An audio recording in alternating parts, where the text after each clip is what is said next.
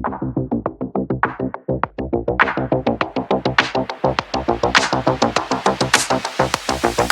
I haven't met you before, my name is Wendy Whittaker-Large, and I'm the director of Best Nest Properties. You see the little logo there in the screen. And I'm delighted also tonight to have our general manager, Annabelle Stapleton, joining me for this webinar.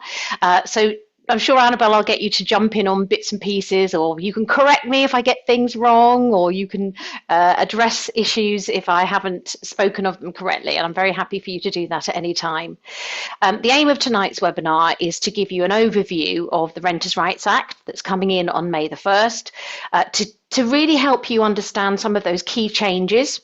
I know some of you might already know those key changes, because it's not as if you know, unless you've been living in Turkmenistan or had your head in a hole, you should know about the Renters' Rights Act if you're a landlord. But I'm going to just go through some of those key changes to the law that are going to affect us all from the 1st of May, and also going to affect our tenants. And I'm going to explain to you what we're doing at Best Nest to mitigate some of the risks with the Renters' Rights Act, because I know there are some, and some people are worried about some issues to do with that. And just to demonstrate how we've really thought about this. We are landlords ourselves. We know how important it is to make sure that we have a steady income stream from property. And although I don't really ever call it passive, I call it recurring, because it's a recurring income stream. It's still a business that you run. It's still a portfolio that you have to manage. And even if you're using a letting agent, you're still going to have some involvement. However little involvement you have, there will always be some. And of course, as the government ramps up some of their regulations, this year we've also got Making Tax Digital, which is another issue for self-employed landlords who run their business not through a limited company. And we can see the kind of lie of the land. You know, there's more regulation, there's more taxation. Without getting into the politics behind it, you can do that another time with me. But tonight is really about the practicalities. How are we going to carry on running a successful business, a successful portfolio for you, and also ensuring that we get the tenants and that we get the business through the door. And we, 10 years ago, set up a letting agency to manage the rooms that we had created in our HMOs. And this now is Best Nest Properties, and I'm a director of Best Nest Properties. Annabelle is an employee of Best Nest Properties, so she's our general manager, and she runs the show. On a day-to-day basis, Annabelle is in charge of the business, and now me and Andy, my husband, you know, we kind of direct things, and we give a bit of guidance and a bit of input and look at the strategy. But on a day-to-day basis, if you're looking to get your properties rented out by us in Crewe, then it will be mostly Annabelle that you're dealing with. So it's lovely to have Annabelle here today. And you can see in the top left here our little map, and it shows you the areas that we cover. So Crewe, where you've got that little yellow star, that's the kind of centre of where we operate from. And then also we have Stoke-on-Trent. That's the other area that we also operate from. So we cover quite a wide area. We have properties in Crewe, in Alsager, Audley, Stoke. Don't quite go down as far as Stone. We don't go as far really as Winsford in the north, although we could, and we don't really go as far as Sandbach or Congleton. But that's partly because we've never actually had the opportunity to manage properties in those areas. I think it wouldn't be a problem. If you've got a property in that one of those areas and you'd like us to take a look at it, very happy to do so. So tonight is really an opportunity for you to learn more about the Renters' Rights Act, to understand how it applies to single lets and HMOs, to ask some questions about it, and for us to just share some of the tips and tricks that we're developing to transform, to transfer into the new world of the Renters' Rights Act. My other business, as you can see there, the little logo, is the Ultimate HMO Success System. And this is my mentoring and training business that I have to help people develop a profitable HMO portfolio. So that's just focusing on HMOs, helping you to find, fund, finish, fill, and future-proof your HMOs. Very natty 5-step system. And I'll tell you a bit more about that towards the end.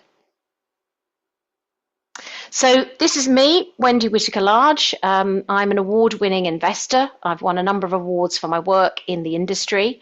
I am the founder of Best Nest Properties and HMO Success. I've been investing since 1997. I was only 4 years old at the time when I bought my first property. No comment, please. I'm a public speaker, often get asked to speak at different events. I've been on many podcasts and speak all over the property circuit. I helped change the law on council tax and HMOs, and in fact, my HMO Action Group campaign group has had an impact on the Renters' Rights Act as well in terms of antisocial behaviour. We lobbied to strengthen the rules around antisocial behaviour because we were very concerned about not being able to get rid of tenants who were acting in an antisocial behaviour in HMOs. And as a result of our lobbying work, it got injected into the Renters' Rights Act. So I know I have myself and my work and my campaigning, we have changed the law, not just on council tax, but also on the Renters' Rights Act as well. I've got a large portfolio in South Cheshire and North Staffordshire, and it consists of commercial, residential, HMOs, houses, and even a pub. And it is a working pub. You can go down there and have a drink. Although what I tell you is it's in Stoke, and you need to wipe your feet as you walk out of it. It's one of those kind of pubs. But actually, Derek, who is the landlord, is very, very nice, and he'll give you a good time if you go down there. On the screen, you can see my two books that I've written about HMOs as well, 101 Essential Tips for Running a Professional HMO and Extraordinary Profits from Ordinary Properties. And do let me know if you'd like a copy, because I do very special offers for people who I work with, whether it's coming on a webinar or a phone call or joining my mentoring program. If you want a copy of one of those books, do let me know and I'll give you a link to buy it. And all you need to do is pay for postage and packing, and I'll send it off to you straight away. So, what is the Renters' Rights Act? What is all the fuss about? What are we talking about? Well, it's really the biggest shake-up since 1988, when the Conservative government introduced the Landlord and Tenant Act, and this introduced assured short-hold tenancies. That was a very big step forward for the private rental sector, and it enabled landlords to feel that they had a tenant for a minimum of 6 months. And that was really what the 1988 Landlord and Tenant Act introduced. And it was really a very important piece of legislation because it gave both tenants and landlords security of tenure for a minimum of 6 months. Now, since then, of course, the landscape has changed somewhat. There's been a lot of changes in the market, and when the Conservative government after 2019 decided they wanted to start to reform it, and you might have heard of the precursor to this one, which is the Renters Reform Act. When Labour came in 2024, they decided they wanted to sharpen this up, and they wanted to get it through. And Angela Rayner promised that she would get the Renters' Rights Bill through in 100 days. Well, she didn't quite manage that, but she did get it through eventually. Although actually, by the time it came into law, she unfortunately was no longer housing minister because she hadn't paid her council tax. Oh, the ironies. Anyway, actually, sorry, I think it was stamp duty. It was stamp duty that she hadn't paid. She hadn't paid council tax either, but that's a side issue. So anyway, we now have the Renters' Rights Act, which came into force, it received royal assent last December, and it will come into force on the 1st of May 2026, so just in a couple of weeks' time.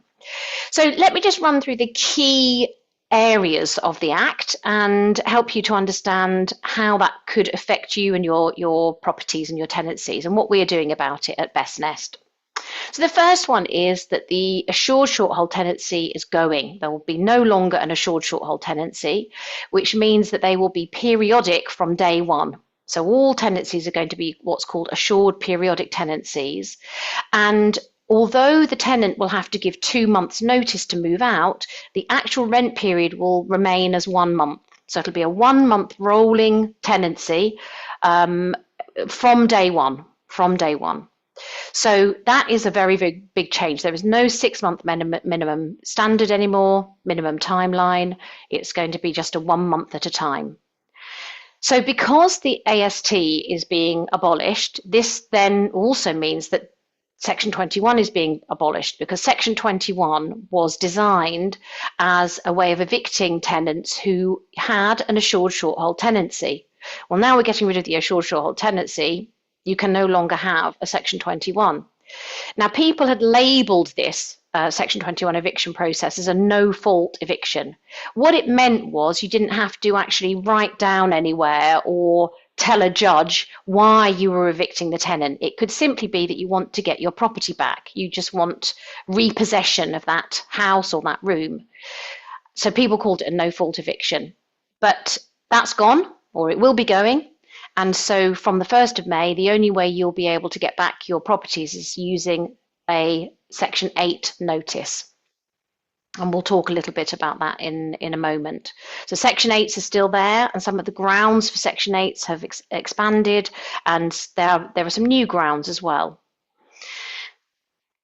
Third point, there's a statutory procedure for increasing the rent. It's called a Section 13 process, and in fact the form you use is Section 4A, a Section 4A notice, and no longer will you be able to just tell your tenant that you want to increase the rent and give them, a month or two's notice.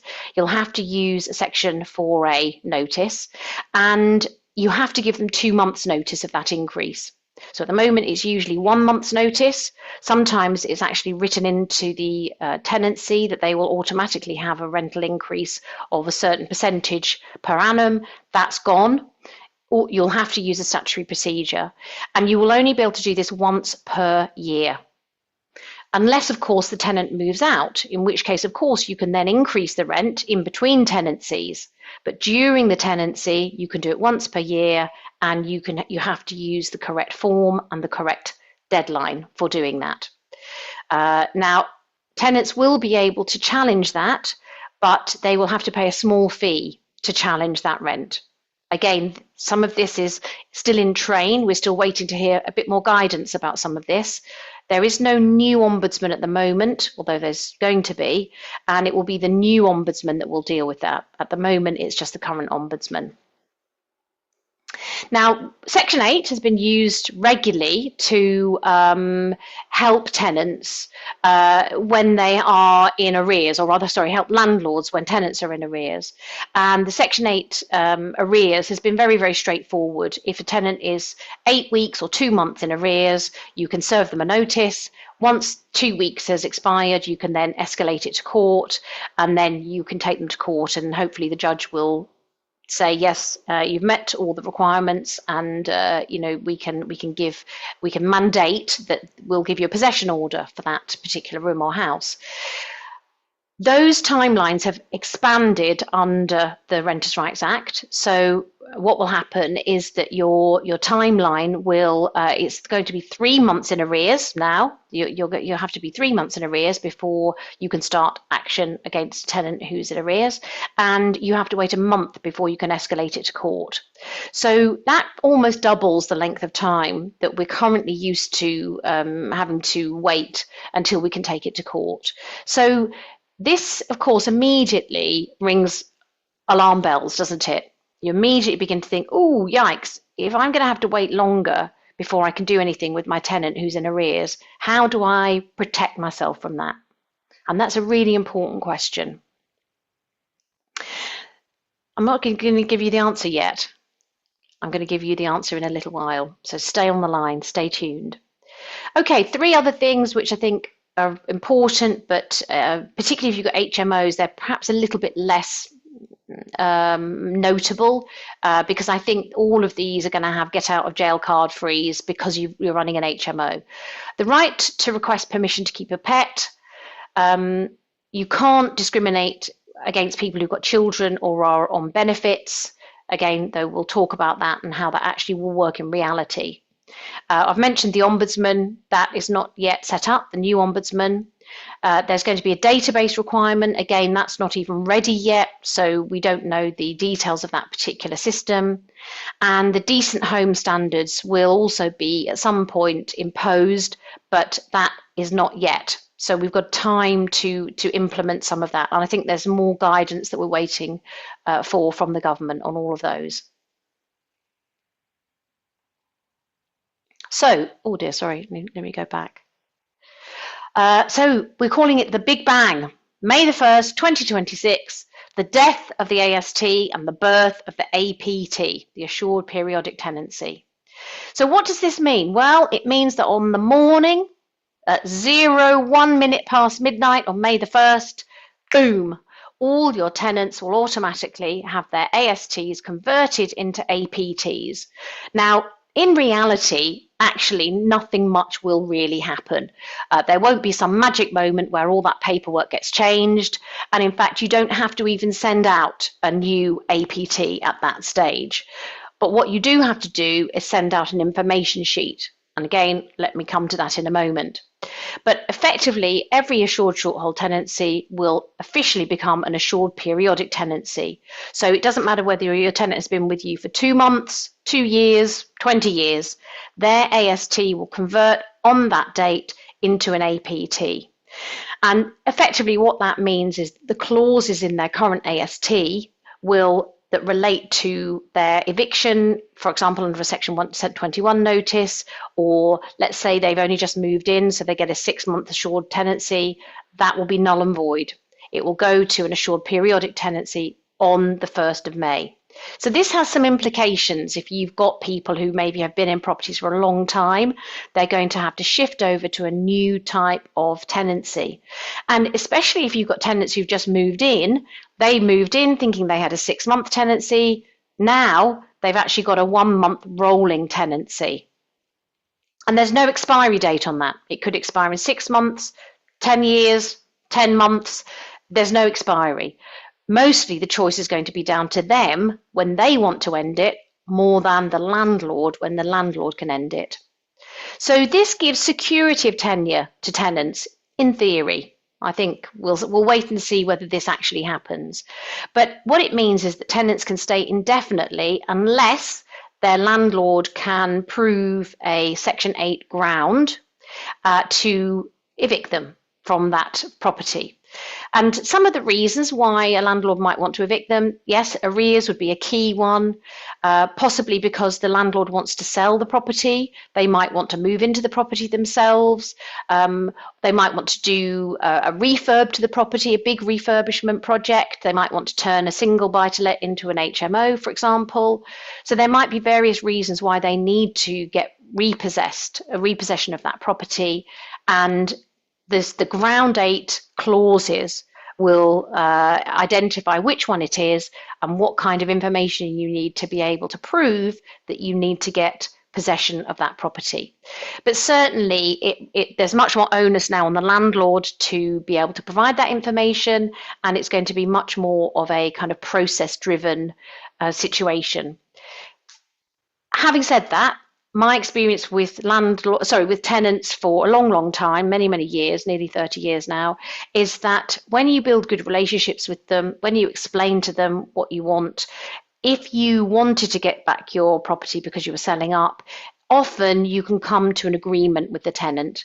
And it might be that you don't really need to go through an eviction process. There might be other ways that you can work with the tenant to, if you like, both of you achieve what you want from the situation.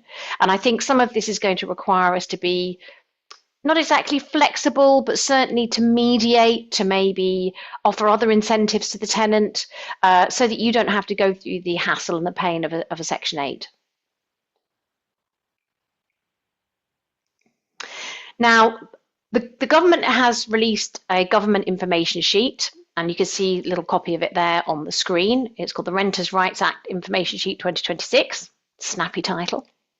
And if you've got tenants who are currently in your properties and with ASTs, you must serve this information sheet by May the 31st. So this is to all existing tenants. This won't count for tenants who move in on the 1st of May onwards, because they'll already be on the APTs. But it is to any tenant who is in your property currently or on the 31st of April, 30th of April. There isn't a 31st of April. Just testing. 30th of April, where if they're a tenant on 30th of April or prior to that, you must send them this leaflet. And it really just explains the Renters' Rights Act, including pets, and no fault evictions. And there is a very, very severe penalty if you don't serve this. It's up to £7,000. So if a tenant can prove that they weren't served this information and you don't have a solid defence to say that you did serve it, then you could be fined very heavily by the local authority, by the council. So make sure that this gets served. And we're certainly doing this for our landlords. Some of them may want to serve it themselves, but we're doing it and we'll be able to show an audit trail that that has been served. If you have student HMOs, you've got to serve notice by the 31st of May using ground 4A. So as well as the deadline for the information sheet, serving notice to your students under ground 4A if you want to get your property back for the next academic year. So this is a new ground that the government have brought in to enable students to be able to be asked to leave politely so that the landlord can then get that property ready for the next academic year and get the new tenants in. Otherwise, those tenants could stay in that property and then the landlord will not be able to get new students in the September. Now, some landlords might be quite happy with that, but other landlords like to have an annual turnover of student tenants. Signatures, deposits and rent, when, what and how. So again, this is changing, some of the rules here are changing, and it becomes much more important to be very assiduous about your systems and processes, because if you get any of these wrong, you could find yourself in quite a lot of deep trouble and getting a heavy fine for it. So first thing, rent in advance. You can no longer take rent in advance. You can only take 1 month's rent in advance, which would relate to the following period of that periodic tenancy. So if somebody says to you, actually, I'll tell you, there is a slight caveat to this. I'll come on to that. But landlords cannot promote or encourage any rent in advance. So like a 6-month rent in advance, you can't take that anymore. You can't ask for that anymore. Although a caveat has been discussed, which is what if the tenant offers to pay 6 months rent in advance? That will be accepted. But again, you need an audit trail to prove that the tenant has offered it and to prove that you have not encouraged it, that this is off the tenant's back, they want to do it and you've agreed to it. But you're not allowed to do it by, for normal procedures, normal processes. And the other thing is that landlords are not allowed to accept or encourage rent payment before the tenancy agreement is formally signed. Now, this is, again, I think it's going to be a bit of a timing issue here. And I suspect that if you can do everything on the same day, there won't be too much of a problem. Because obviously what you don't want to do is sign away the keys, all the information to the property, give tenant access to the property, and you haven't received the rent, and you perhaps haven't received the rest of the deposit either. So timing here is going to be critical to make sure that the step-by-step process that you implement follows this correct procedure, so that the landlord, perhaps you receive the deposit, you probably receive the first part of the deposit in form of a holding deposit, then you will get the agreement signed, or you may just receive the rent just before that agreement is signed. Again, this is something which we're going to define a little bit more in our business, how those steps are going to occur, because what you don't want to do is give the tenant the keys to the property before they've paid any money for that property, because I think you and I can both predict what's going to happen next. Now, when it comes to holding deposits, you will be able to take 1 week's worth of rent, as is the case now. And this is a slight change, is that by day 15, you must agree with the tenant what's happening with the tenancy, and either return that holding deposit or keep it. Now, you can keep it on certain grounds.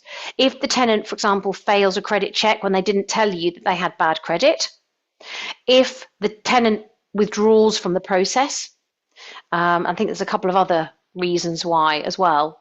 But in those cases, you can keep that holding deposit. That's absolutely fine.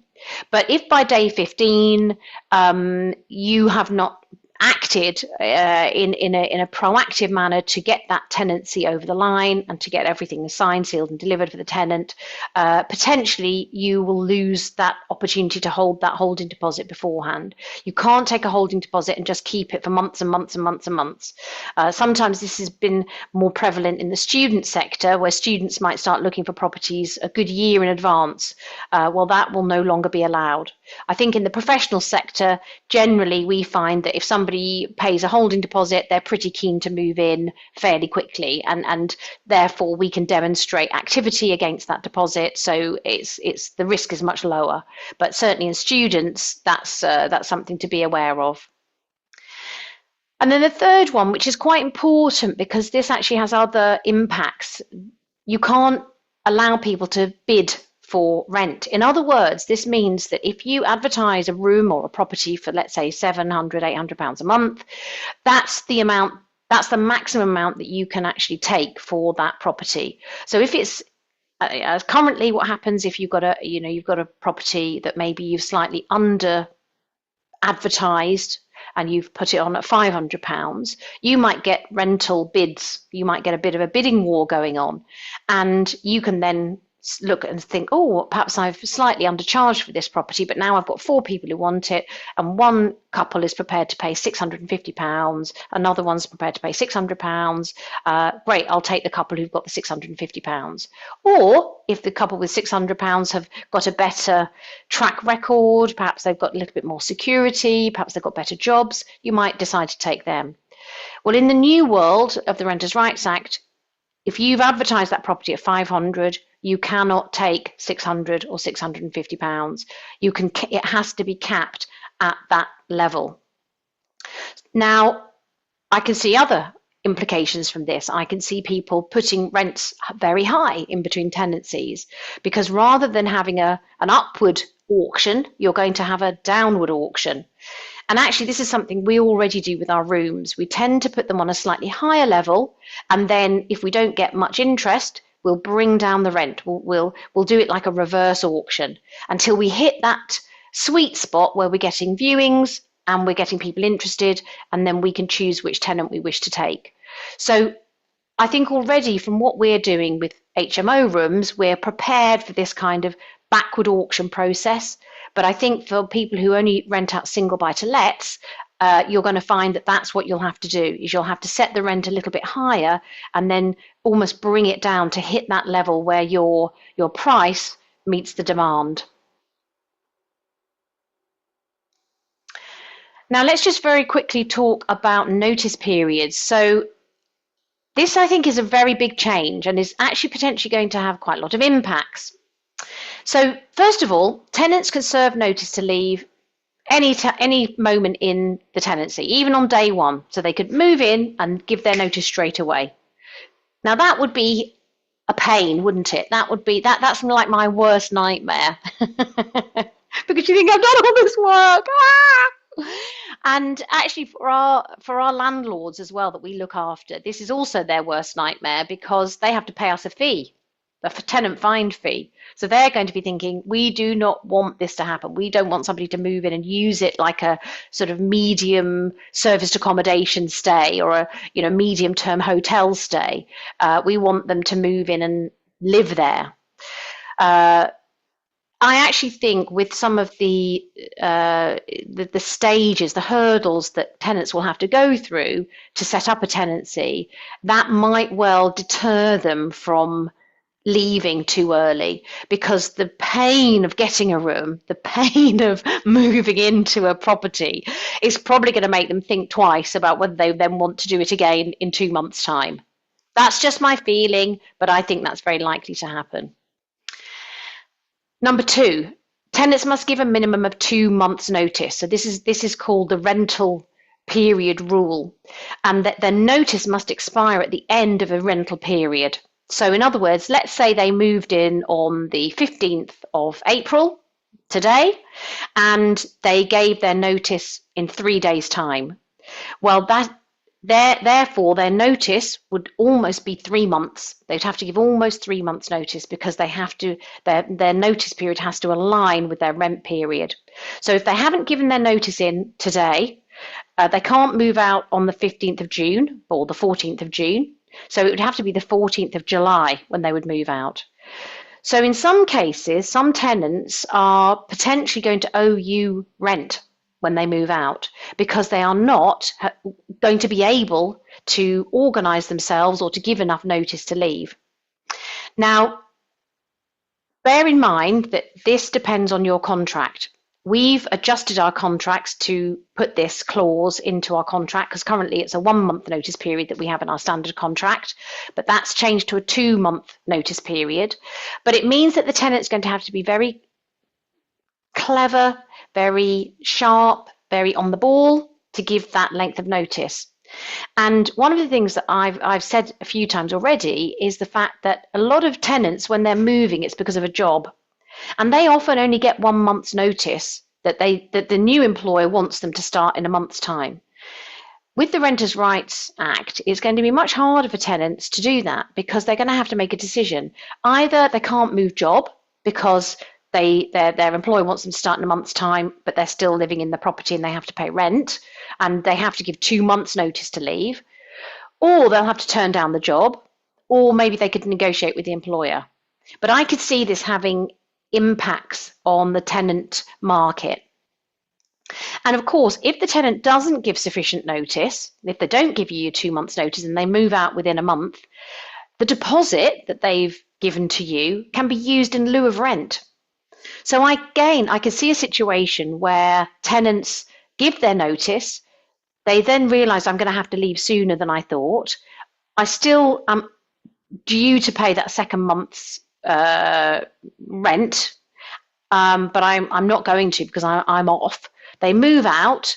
You then say, well, I'm sorry, I can't give you your deposit back because that's in lieu of your the rental notice that you're supposed to give and the rent that you're supposed to pay. And so you get to keep that deposit. In the meantime, there's no reason why you couldn't rent out that room. So you could get times during the year when you're actually getting double rent because you're making the benefit from the deposit and you've got the new rental coming in from the new tenant. So we'll have to see. It could be good. It could be not so good. Now, a key area that's going to change is this early one that I referred to is pets, children, and benefits. Okay, so these are 3 areas which I think, again, have caused a little bit of consternation. How are we going to deal with this? Well, first of all, these are not a given. You don't have to rent to people with pets or children or who are on benefits. The wording is quite careful. Tenants can request permission to keep a pet, and landlords can't unreasonably refuse. But landlords are not allowed to charge anything for because you can only rent to that level that you have already advertised the house at. And again, I would say for an HMO, you've got a very good get out clause. Pets and HMOs just don't work. So that's a reasonable refusal. That would count as reasonable. That in an HMO, no pets. In a single family home, though, a buy-to-let, you're going to have a harder argument to make. And landlords are allowed to ask for pet insurance or additional cleaning costs or a demonstration from the tenant that they are going to make good any damage that pet might incur, might create on the property. And that's totally reasonable. But they can't ask for any more rental income as a result of it, and they can't ask for any further fees for it as well, because under the Tenant Fees Act you're not allowed to ask for any extra income to deal with the pet. So how you word it, how you work with your tenant over this, again, it's going to be negotiation, and I think again time will show whether this is a positive thing for landlords or positive thing for tenants, and whether it changes the lie of the land in terms of how many tenants decide to have pets. But as I say, I don't think for HMO really it's an issue because it's just not. It's not a good mix, is it? I think that I've had a couple of tenants who've had pets in HMOs. I think one was a hamster and one was a fish. And the fish was okay, although I was always worried that the fish tank was going to burst and we're going to have a massive big stain on the carpet when they left. But actually, it was fine. And the hamster, I just worried about it keeping people up in the middle of the night when it goes round on its wheel. But apart from that, we haven't had any issues with pets. Children. Now, again, this is really about how you advertise and how you rent out the property. So landlords and agents can't discriminate against families with children or charge higher deposits as a result. Again, I think in most family buy-to-let homes, there isn't too much of a problem with children. I don't think most people would worry if they rent to a family. Perhaps some people feel that the property is not suitable. And this is where having a reasonable approach, it's not just having a carte blanche. What the government want to do is get rid of the sort of carte blanche on adverts where it says no DSS, no pets, no children. It's almost like they want you to consider it. But if you've got a reasonable reason why you don't want to take children, you can state that to the tenant. And there are ways in which, you know, the tenant will have to just simply accept that. Now, in HMOs, of course, it's a very different scenario because licenses will restrict how many people you can have, and all those people generally have to be over 18. And unless you have a situation where perhaps a parent is renting for themselves and a child, in which case they would need to rent a room that was either big enough for 2 people, or they would have to rent 2 rooms, which is quite unusual and very unlikely. The actual license will restrict the ability to offer accommodation to somebody who's got a child. So I'm not concerned about that. I don't think that will happen. And again, it's very, very rare. Occasionally we get asked by tenants if they can have their child to stay overnight. And when that happens, we have a safeguarding policy to enable the child to be safe on the premises. And in fact, it can't even happen unless we have the express permission from all the other tenants.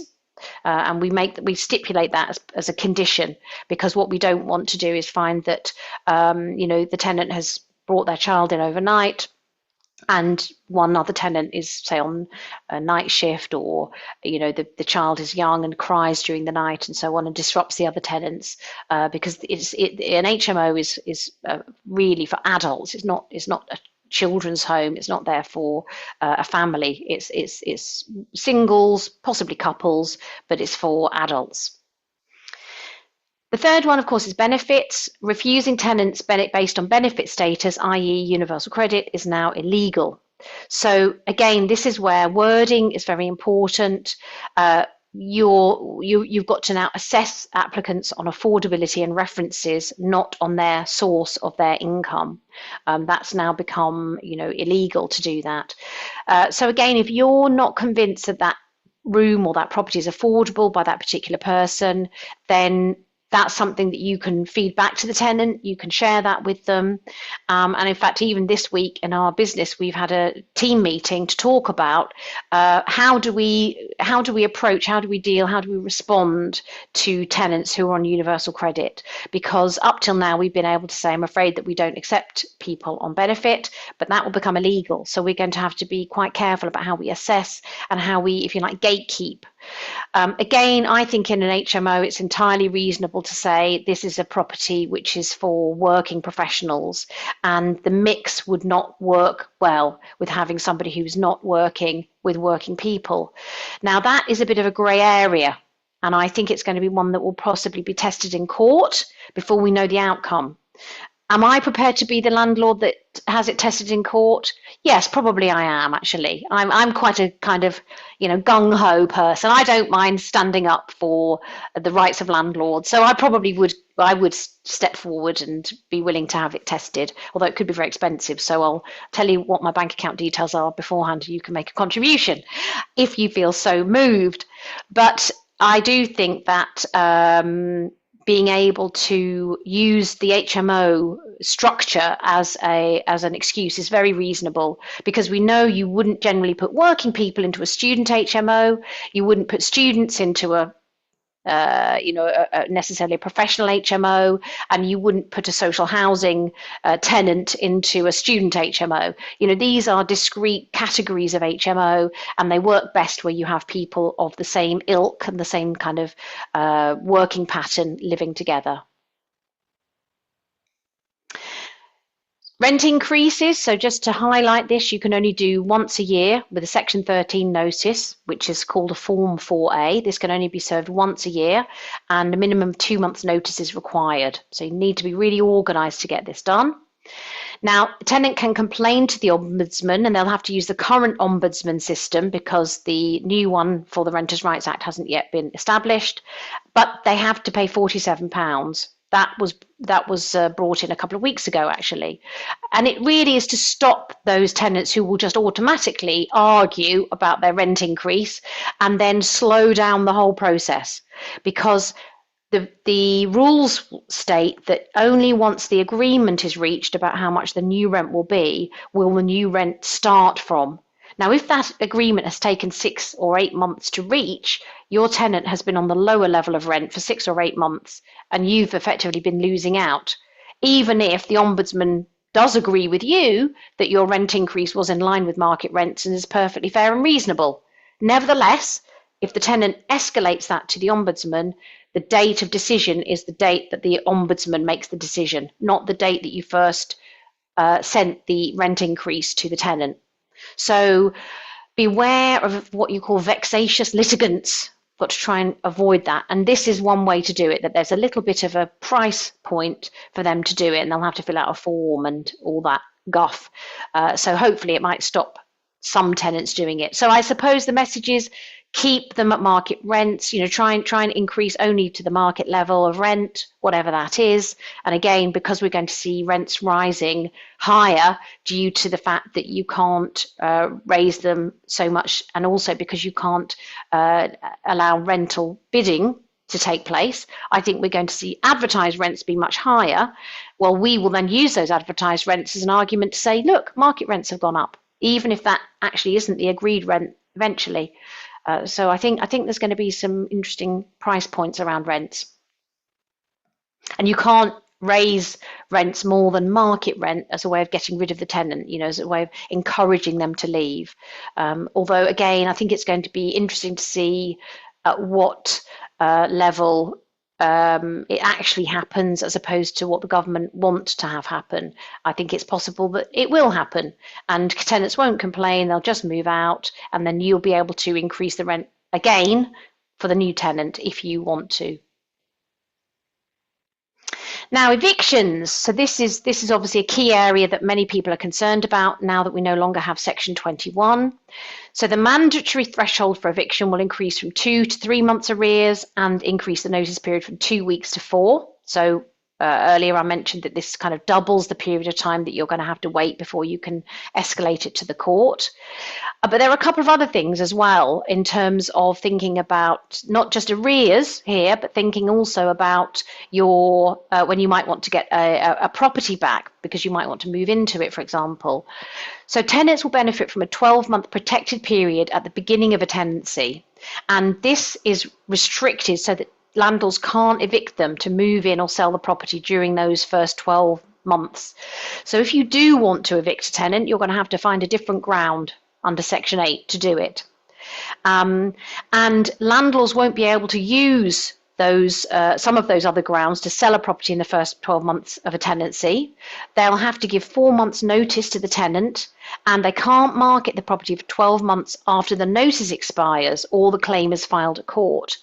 In other words, this is where the government wants to avoid landlords using this ground, getting rid of the tenant, and then thinking, actually, I'm going to put it back on the market. I'm going to re-rent it, but I'm going to put the price up.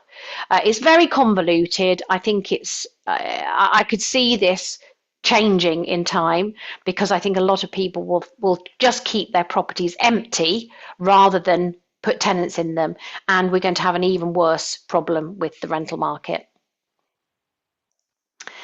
Antisocial behaviour evictions, though, have been strengthened. Woohoo! So there is some good news. Now, this has mostly been strengthened by faster action. So what this means is in the Renters' Rights Act, 2 weeks notice for serious offences. Now, granted, you'll have to gather evidence to prove that you've got evidence of serious offences that have occurred. But there are two grounds: Section 7A, mandatory, and Ground 14, discretionary. And this is for tenants who are causing nuisance, harassment, or distress. Courts have been told to prioritise ASB cases so that possession hearings are, more quickly dealt with, particularly where you've got antisocial behaviour and it's causing a lot of ruckus in the house. But landlords are going to need to have clear documented evidence that the behaviour is persistent or severe. So although the speed to escalate this to court and take action and get on with it is going to be faster, again, I think we're going to have to see some test cases to see what kind of evidence is going to be required to mandate somebody being removed, or for the judge to feel enough sympathy on the landlord or the rest of the house to be discretionary and give a discretionary possession order. Now, there's a few things yet to come. So that's what we know about. What I've talked about so far is what we know about and what's on the cards for May the 1st, and we all have to abide by it. But the three things that we're still waiting for are the property database. That hasn't yet been set up, so we don't know how much we're going to have to pay to register on that, but we know that all landlords will have to register with details of their properties, and if they have an agent, the agent will have to be on that, will be linked to that property as well. Number two is AWAB's law. So this is the law about housing standards being applied to the private rental sector, particularly damp and mould. Now, again, this hasn't gone through yet. It's in the Act. It's come into law, but we haven't yet got information about how this will be measured, tested, challenged. What the kind of practical steps are going to be, and again, waiting for some guidance on that. And the new ombudsman, as I mentioned before, we haven't yet seen the new ombudsman being set up. So there's a few areas yet which we're still waiting for more details, but they will be coming over the hill. So be aware that those changes will take place.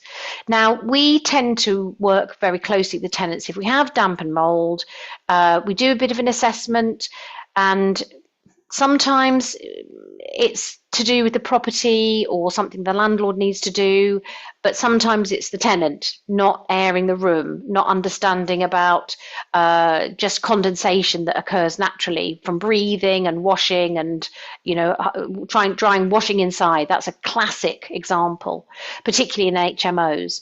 So we try and educate our tenants. We have a little infographic that we send out every so often to remind them, particularly actually when it's cold and damp outside and it's winter, because they don't want to open the windows and let some fresh air in. They don't turn on their extractor fans, for example, in their en-suites. These kind of things can really enable damp and mold to build up. And sometimes it's a little bit of a judgment call you have to make. Is it the tenant's fault, the way they're living, lifestyle, or is there something inherently wrong with the property or the room that means that the landlord has to deal with it? But AWAB's law is going to be more strict on this, and I think more of the pressure is going to land on the shoulders of landlords. Okay, so I'm just going to pause there for a moment, actually. I'm going to ask if anyone's got any questions so far before we talk about what might happen. These are my predictions or my my thoughts on the impact of the Renters' Rights Act. But are there any questions so far? Maybe I've blinded you with Renters' Rights Act science. Annabelle, you're here tonight. Do you want to make any comments or say anything about anything we've spoken about so far? Well, I was just going to probably kind of just give a quick good and bad or pros and cons for tenants and landlords. Really, just in a nutshell, I think that the pros for the Renters' Rights Act in terms of tenants is going to offer the potential flexibility and not being tied into a fixed term initially. But potentially for some tenants that might be a con, because that's going to offer them maybe less security. In terms of landlords, I think the kind of the good side, the pros could be that the tenants are going to have to be a bit more organised in the fact that they're going to have to give 2 months notice before they leave, for example. So they're going to have to be far more kind of prepared and organised from the tenant side. But then on the downside, evicting tenants, if you need to have a tenant leave the property for whatever reason, the timeline extensions means that is going to possibly cause landlords more problems. Yeah, good way to weigh it up. Jessica, very nice to see you tonight. Hello. Do you have any questions or comments? My interest is more so from an on the ground take on it. So, are tenants referencing this already? Are they sort of when they're moving into a new property? Are they? I used to be a letting agent many years ago, and what I suppose I'm trying to delicately say is, are we seeing the attitude of tenants change because they're aware that they're going to be in such a strengthened position as of the 1st of May? Are we already seeing tenants sort of be a little bit more laissez-faire, a little bit more, well, the law's going to be on my side? So I work with landlords and helping them refinance, and a lot of my clients have moved to sell their properties, and in some circumstances they've sold properties quickly, like via auction routes and all sorts, because they don't want to risk the knowledge that their tenant might be learning is applicable to them as of the 1st of May. So just from your on the ground, boots through the door, what are you seeing from the attitude of tenants? Well, I'll hand that over to Annabelle because she deals a lot more with tenants than I do. So, Annabelle, tell us. I think it's a great question. Thank you. I knew you'd send that to me. Yeah, to be honest, I think it is a great question. And I think, generally speaking, we haven't really seen that too much yet. I would say there has been a little, a tiny amount of it creeping in where we've had one or two tenants saying things that make you think, okay, hard work. they're educating themselves, or they know things, they've seen things. But on the whole, at the moment, not as much as perhaps we had maybe anticipated. Okay. Because that's sort of what I said to my clients was, I said, I'm coming at this from a different angle because I've been in the industry a long time. So I'm absolutely tarring one with the brush. I've absolutely had a nightmare landlord, a nightmare tenant. I absolutely know what my kryptonite would be.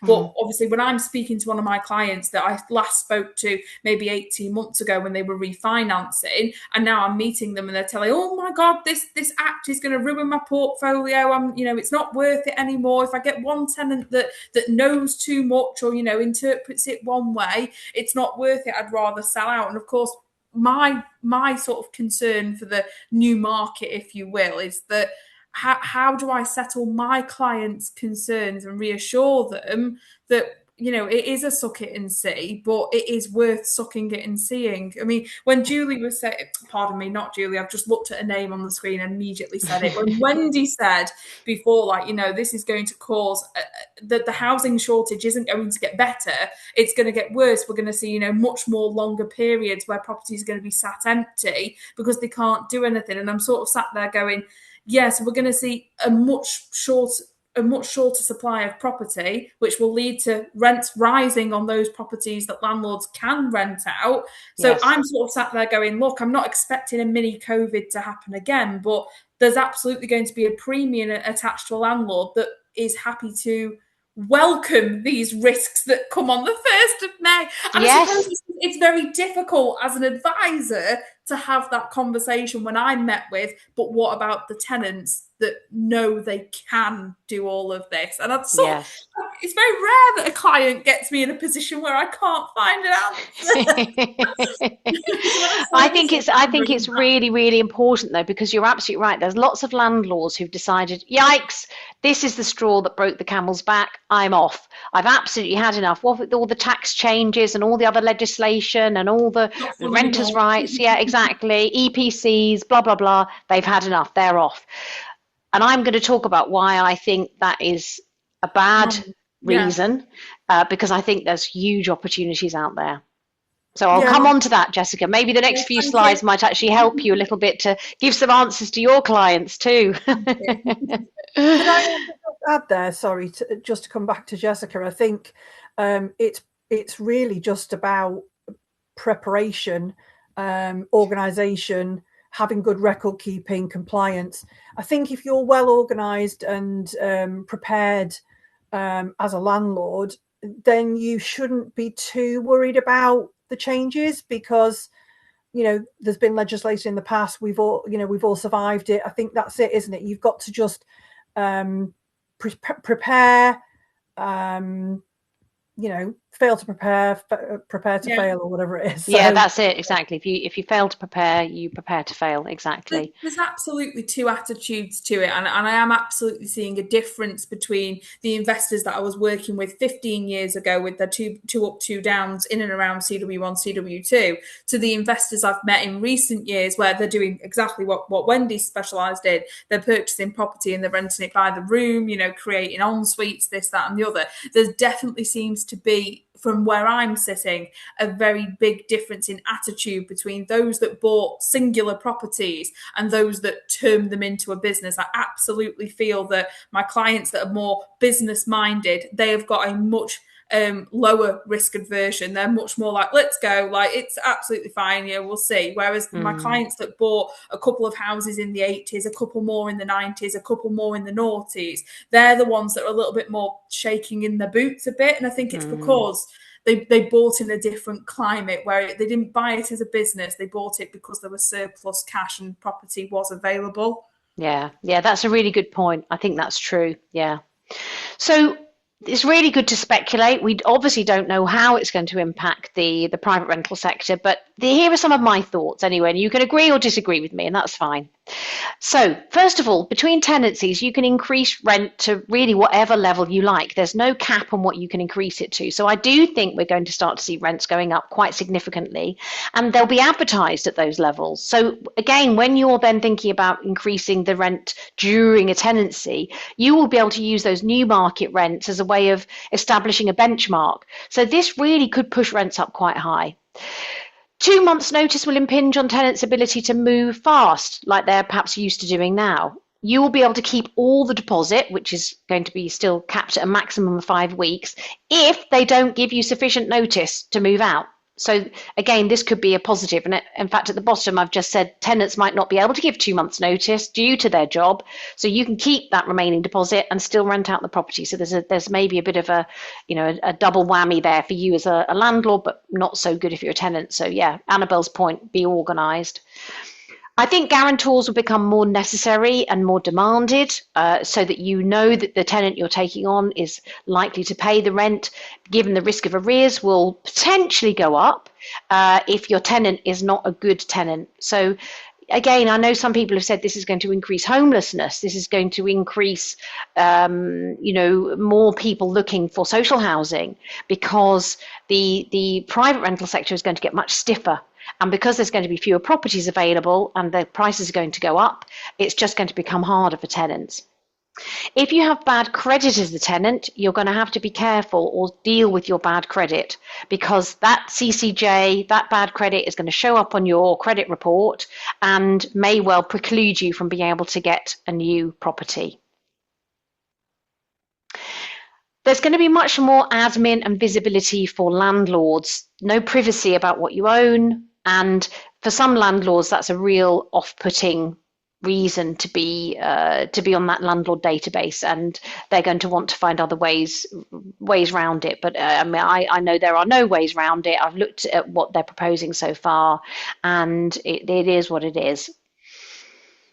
There's going to be more power to local councils to undertake action, whether that's some of the statutory licensing action or statutory fines that they're going to impose on landlords if things aren't done correctly. So Jessica, you make a very good point there about professionalizing your business. This is really a time for landlords to decide, do I want to professionalize and go down that route and run it as a business, or do I want to hand it to a letting agent and let them manage it? Even though there's going to be a cost attached to that, it's perhaps still worthwhile knowing that I still get an income from the property, I've still got my capital in the property, I can still benefit from capital appreciation, but I don't have to worry about the compliance, and I'm not going to be worried about enforcement action if something goes wrong. There's going to be more empty houses, as people won't want to rent if they might want to sell because of this time lag that's going to be imposed. Rents will rise because fewer properties are available. I also think it's going to create a bit more of a hostile relationship between landlords and tenants, which I think is sad, really, because both parties benefit when you have a property that's available. The tenant moves in and lives there, pays the rent, the landlord does a bit of maintenance and, you know, keeps it going. And most landlords, the average portfolio size, you know, is 2 properties. I found this out the other day, that the average landlord portfolio is only 2 properties. And I know from my experience, those kind of landlords care about their tenants. They work with the tenant. You know, if the tenant phones up and says, oh, the boiler's not working, they'll take action pretty quickly to try and get it fixed because they don't want to have a loss of income. And they also want the tenant to be looked after and feel like they care. So this myth about rogue landlords, I think the media have really tarred us with all the same brush of we're all rogue landlords or greedy landlords, when actually most people who are landlords, I think, just simply want to offer a good service. Yes, they see the benefit for them, maybe for a pension or capital in later life, but in the interim period, they are definitely not rogue landlords. So my conclusion is those that stay and navigate will do very well if they can increase rent sufficiently to cover their costs and the hassle and the time. And maybe if they decide to use a letting agent, then putting the rent up a little bit will cover some of the costs in using a letting agency. So these are some of my recommendations, what I'm calling the best nest way. So what we do as an agency is lots of active marketing and advertising of rooms and properties. That means we get lots of good tenants, we get lots of competition for our rooms, and we can choose the best tenants. We have fast viewings and fast response times. And again, this is critical to ensuring that you are working with the best tenants and not leaving it to the last minute and not getting to the point where you're desperate to rent out the room before you actually can rent it out. We screen our tenants thoroughly, and this is a real recommendation. So you want to be using some system or methodology to make sure that you're getting as much information about that tenant as possible. References, if they've got a right to rent, if they need a right to rent, or their ID, making sure everything stacks up, making sure you've done a credit check on them, and if you're going to take information about the guarantor, again, doing the guarantor credit check as well. Having some parameters there about who you're going to use as a guarantor, what stipulations you have, so that you get good guarantors and you get good tenants. On top of that, though, proactive maintenance, positive relationships, and clear processes and policies. I've mentioned a couple of ours already. We have a pet policy, would you believe it? We have a child safeguarding policy. And really, whenever we have whenever we have had a new issue that's come along, we've created a policy. That means we can be very transparent, both with our team and also with our tenants and also with our landlords, about how we deal with any of these issues. And it means we're all singing from the same hymn sheet, which again is very helpful. Our average HMO tenancy is 21 months. Now, this to me is, yes, I'd perhaps say it's a bit of a, a kind of, what's the word I'm looking for? It's sort of something, something that is a good marker on best nest, but it's also clear to me that people, once they move into a property and they like it and it's well managed, they will stay for quite a long time. So I am not worried too much about tenant turnover. Our single buy-to-let average is 5 years. In fact, we have many tenants who've been with us for much longer than that as well. So in terms of length of tenancy, I think it's going to be, as I say, I think the hassle of moving home is going to overtake the desire of some tenants to say, oh yes, I'm just going to leave here after 2 months. I'm just not really convinced that's going to happen. You've got to ensure compliance. You've got to make sure you know what you're doing in terms of compliance, proactive maintenance there, I've said it again, and choosing tenants wisely. Those are the 3 key areas, I would say. If you're renting HMOs, and more so as well if you're renting buy-to-lets in the current climate, having a professional relationship with your council, the local council, is vital, which we have. We regularly communicate with Cheshire East and Stoke-on-Trent City Council, which avoids fines and expensive mistakes. We check things out beforehand. We negotiate and talk to the council. It doesn't mean to say we always do what the council want us to do. In fact, very often I'm the one who's challenging and saying, well, hang on a minute, what about this and what about that? But I think the council knows that we know what we're doing, and so they're happy to engage with us. They're happy to have a discourse with us, and we can usually find a compromise in the middle. So that seems to work pretty well. Regular communication, rapid action, nipping problems in the bud. Now, there are pros and cons to each type of property that you might have. I haven't talked about commercial here. That's less of what we do, but also the Renters' Rights Act doesn't relate to that. This is just in terms of residential. So with single buy-to-lets, we generally find they have longer tenancies. There's less frequent turnover. There's a high demand for them, but there's less access for you or for us as your letting agent into the property. Now, that's one of the benefits actually of HMOs, is that you can go and sit in the kitchen or the lounge or stand in the hallway, and you can do that because the only room or the only area that's exclusive for the tenant is their bedroom. But with a single buy-to-let, the whole property is deemed to be the property of that tenant, and you've got to give them quiet enjoyment of that property. That's written into law. So if you're dealing with issues, quite often an HMO will actually it's much easier to access it and pop in and see what's what, and talk to tenants about that, which is often very helpful. But single lets are a bit less profitable just because you haven't got the multiple income streams that you've got with an HMO. On the other hand, the HMO can be more costly because you've got maintenance and utilities.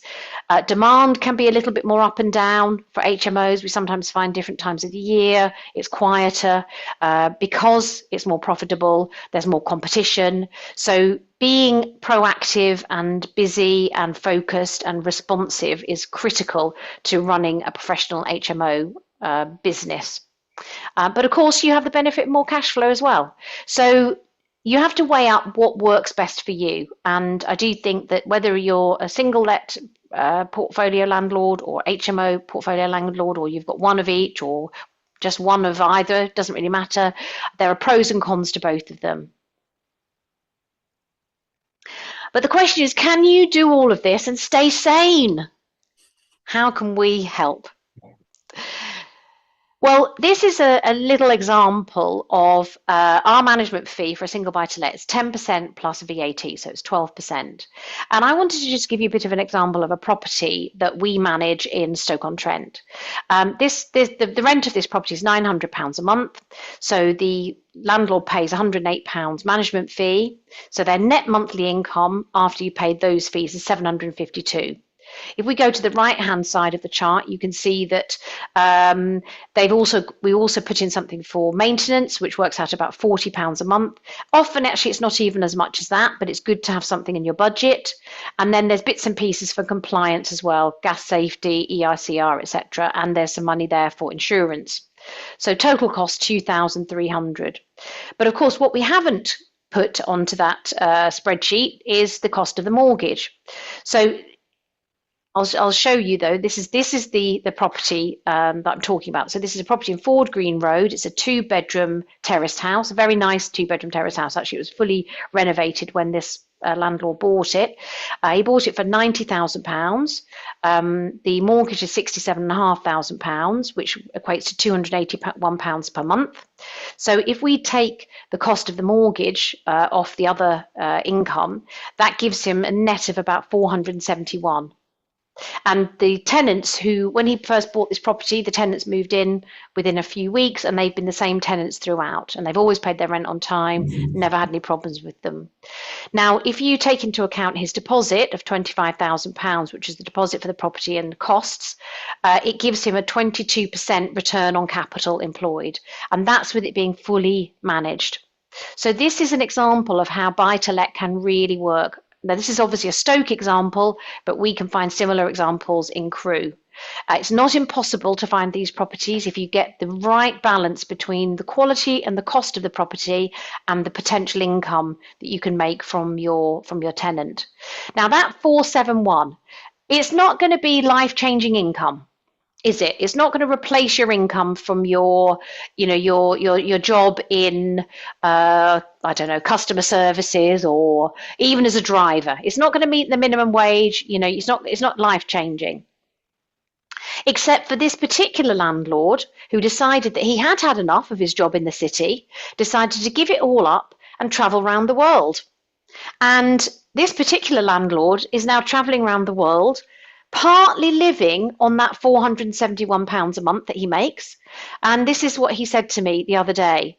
Thank you for looking after my property. I'm having a wild time traveling, so might not have much signal over the next few weeks. Loving the income though. And this is the benefit of working with a professional letting agent, that we can manage the property for you so you can do something else with your time.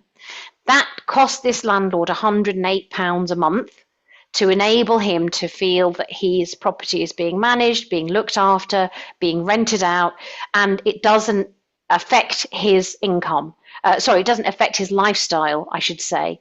It actually benefits him. And what I would say to anybody who is thinking about using a letting agent is really examine how much time you're spending managing that property, keeping it compliant, writing to the tenants, managing all of it. Is it really worth the income that you're making? Or could you put that to a letting agent and then you can get on with the job of growing your business or maybe doing something a bit more exciting instead? So have you become stale, or perhaps you need a helping hand to increase your rents and make money again? Would you like a trusted partner who can help? Things that we can do to help you. Compliance, which is often the biggest headache. Tenant find. Rental increase. We can find guarantors. We will manage the property for you. We've got systems and processes. We can give you professional advice on letting, and we have other contacts that can help you in terms of taxation, mortgages, and so on. So we can introduce you to our relevant partners. And we ourselves are landlords, so we can be a shoulder to cry on as well. And we can give you professional advice and help. What are we doing to help our landlords prepare for the Renters' Rights Act? Well, all the tenancy documents will be adjusted and sent out as necessary. New APTs are ready to go from May the 1st. All tenants will be emailed a copy of the government information sheet. Again, that's ready, and we've even uploaded it to our blog, and we've got a link on the blog. So if anyone hasn't already seen it, you can go onto our website and you can have a look on our blog. That's www.bestnest.co.uk. We've already got processes in place to ensure we get you the best tenants, using guarantors, using other things like rent guarantee. We have a system called Reposit, which allows tenants to use that instead of a deposit if they can't get a deposit together. We've got options ready and available for tenants. And also we use an online system for Vouch, which is a referencing service and enables us to make sure that those tenants are of the highest quality. We are ready to go. The question is, are you? Well, some of the things that we can also offer you if you decide to work with us, we've got a landlord and tenant hub, so all our information is readily available. And in fact, I'm just going to very quickly show you the landlord and tenant hub. I'm going to just show you an example of what it looks like, because sometimes our landlords say, "Oh, I haven't been onto the portal. I haven't been onto the hub. Let me see the portal." So let me just quickly show you. This is what it looks like. So this is a particular portfolio of a landlord, and you can see here the properties that they have here. You can look down here. Oh, I need to log on again, sorry. Your HMO license, all of the detail about those properties are available on the Landlord Hub. We're always accessible and available. We love to discuss property with you. We can help with evictions and chasing debt. We can't do it all because of legal requirements and restrictions, but we can certainly help get you to the point where you can go to court and escalate that in person. We have a VIP assessment process for new properties. So if you're a new landlord and you'd like a little bit of help in transferring your properties to us, we will come out, give an assessment of the property, not just give you a rental assessment, but also look at it from what's called the HHSRS level, which is the Housing Health and Safety Rating System. So we can give you feedback, whether it's an HMO or it's a single buy-to-let. What do you need to do to bring your property up to a certain level so that it can be rented out safely and professionally? And also to make sure you're getting the best rents possible. Because we know recently we were working with a landlord who brought a single buy-to-let to us. We've been able to make some slight changes to the property, advise her on a couple of things. She hasn't spent a lot of money on upgrading it, but we're now achieving another £200 a month rent for her on that one single property. And in fact, she's come back to us today to say, I think I might use you for the rest of my portfolio, because this is something that she hasn't got time to do. She hasn't got time to process all the information. She hasn't got time to process all the necessary paperwork and all the compliance. And we've got a very simple and straightforward onboarding process, and we're happy to have an introductory call. We've also developed a Renters' Right Act landlord information sheet. So you will be getting this as a participant on this particular webinar. If you're watching the recording, I will put a link below to where you can download this Renters' Rights Act information sheet. This is a landlord information sheet. This is not the government one. It's obviously a little bit more bright and cheerful than the government one, but it gives you a few little hints and tips as to what you can do to make sure you're ready for the 1st of May. As I said at the beginning, we work in South Cheshire and North Staffordshire. So this is, you can see that little yellow star, Crewe. That's where we have our office, in the middle of Crewe on West Street, but we cover this whole area. So wherever you've got a property in this location, if you're interested in talking to us, please do get in touch. We've got a couple of lovely testimonials. We've actually got more than this. We've got a lovely new testimonial today on Google. Best Nest are real people and a competent crew. When things are remote, it's essential that communication is effective and available when required. Best Nest get this right without doubt. Other organisations might be 9 to 5, Monday to Friday, and via call screening or message services, but we're not, is what I think he meant to say at the end of it. Susie said, I've just passed a whole load of my properties to Best Nest to manage. Last year, I gave them a rather old, tired HMO with a lot of problems. They advised me on how to improve it, and after just a few weeks, all the rooms were looking beautiful and ready to rent. I've been delighted with the service and professionalism I've received. I am too busy to manage my portfolio, and Best Nest seem to get better rents than I ever could. So, and again, another happy landlord. So how can we help you? Well, the first step is to have an initial call, and I'm going to give you a QR code in a moment that you can look at, and you can book a call with me if you want to. And that's really for me to understand what it is you need help with. Is it that you're looking to invest in HMOs? Do you want to get some more properties? Can we help you with sourcing? Is it that you've got a portfolio but you just are not managing it very well, or you're using a letting agent but you're not really convinced that they're on your side? Just book a free call. No obligation. We're not going to harass you. We're not going to harangue you. We're not going to bombard you. It's just so that we can help you. We could then identify some services, or we can signpost you to services. We could then agree a plan of action and do a scope of works for sourcing, project management, or letting. Following that, if you're happy, we can sign contracts and agree a start date. And then from there, we will assign a client manager, or you might work with our general manager, Annabelle. KPIs, so key performance indicators, what it is you're looking for and what will be green for go. And then we can start work. So if you'd like to book a call, please feel free to have a look at the QR code on the screen. You can take a screenshot if you want to, although it's hard to have a screenshot and then book it through the QR code, isn't it? So you might just want to get it there. But I've got an online calendar system that I use for booking calls, where we can do a portfolio review. We can have a look at the properties you've got already. I can suggest some tweaks, some improvements. And if I can't do the call, I can pass you on to Annabelle, who is an extremely good, she's got a very good eye for detail, extremely good manager who's able to also do the same analysis and assessment of your properties. So whatever you're looking for, please do get in touch. And equally, if you'd like a copy of one of my books or both of my books, let me know. It's just postage and packing that I ask for people to pay for. Nearly couldn't get that out then. It's just postage and packing. But let me know if you'd like a copy. I'm very happy to send those out in the post to you as well. Here are our contact details for our office. We're based at 220 West Street, Crewe. If you're in the area, do feel free to pop in and have a coffee anytime. We'd love to see you.